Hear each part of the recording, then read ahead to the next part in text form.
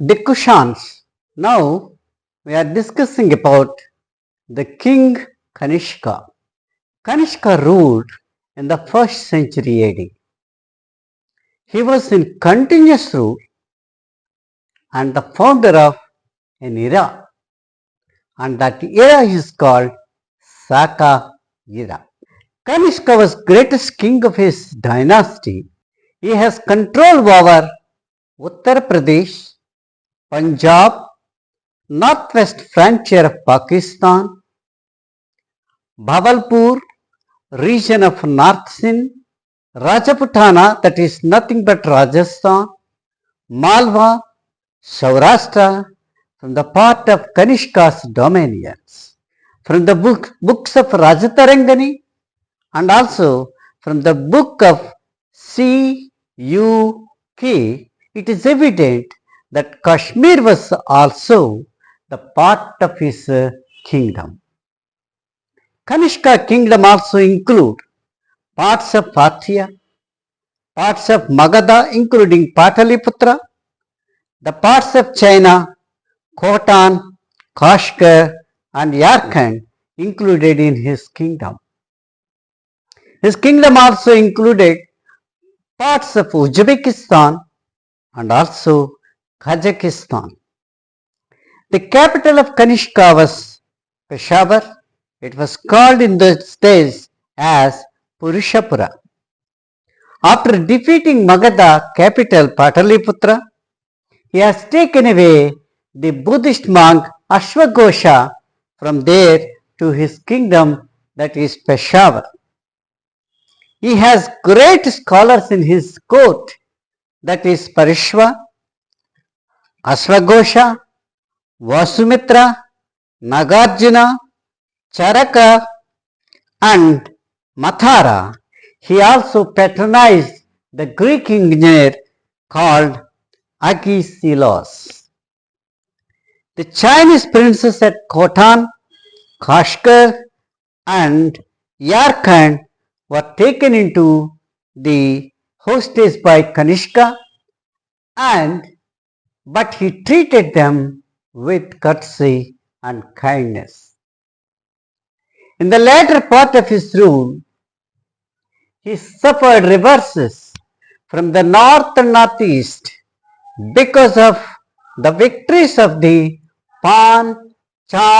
Wu, the Chinese general of the Emperor He. Kanishka lost all the empire outside India and he retained the dominions inside India intact.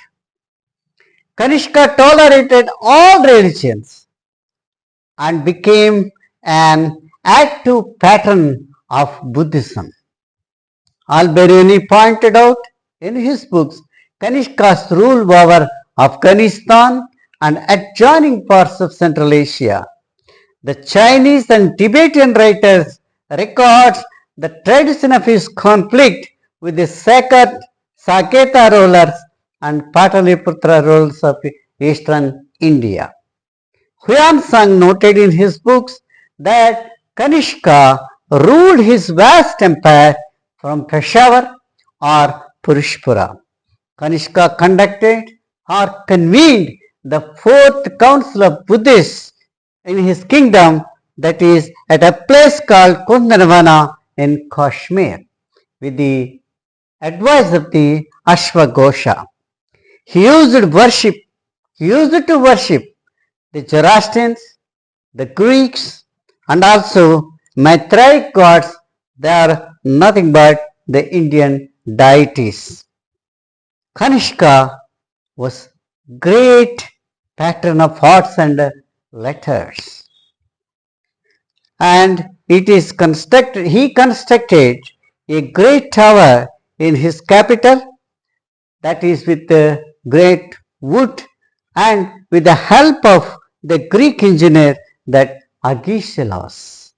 The age of Kanishka witnessed the execution of the great art of Gandhara style. During Kanishka's reign, 3 distinct schools flourished.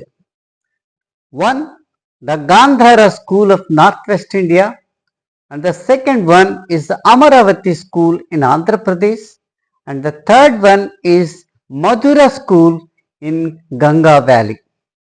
Asvoghosa considered to be the first Sanskrit dramatist.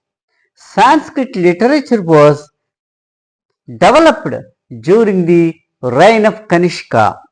Nagarjuna was the greatest exponent of the Mahayana Buddhism. Asvoghosa was a multi-faced personality.